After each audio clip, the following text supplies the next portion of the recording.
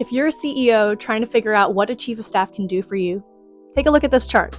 This chart was created by Michael Girdley, a multi-time business builder and investor with over 30 years of experience, and you guessed it, he has a chief of staff. Michael claims that his chief of staff has doubled his productivity and lets him focus on the things that only he can do.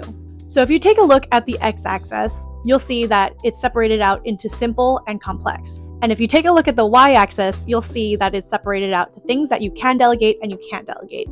In that first bucket of simple and can delegate, those are things that should go towards your executive assistant. These are things like scheduling, maybe writing a simple follow-up email, figuring out your travel, things that have a very clear endpoint and outcome.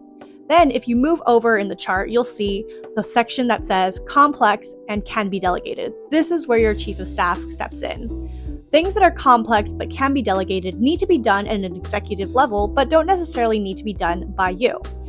Things like this could include M&A, due diligence, or maybe doing research on an upcoming meeting that you're having, even maybe prepping some of your meeting agendas.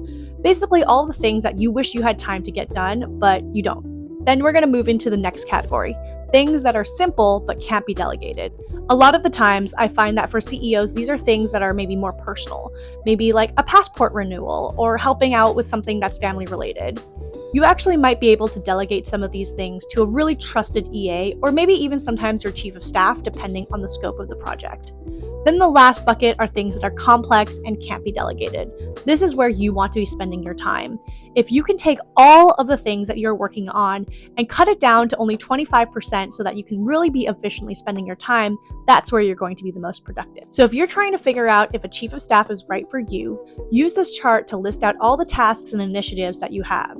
If you're finding that that bucket where complex and can be delegated is slowly getting overwhelming, then maybe adding a chief of staff to your team is the right move. My name is Clara, and I'm the founder and CEO of Ask a Chief of Staff. We're a platform dedicated to helping every executive find their perfect chief of staff. Make sure you're following us here on LinkedIn for more tips and tricks about the chief of staff role.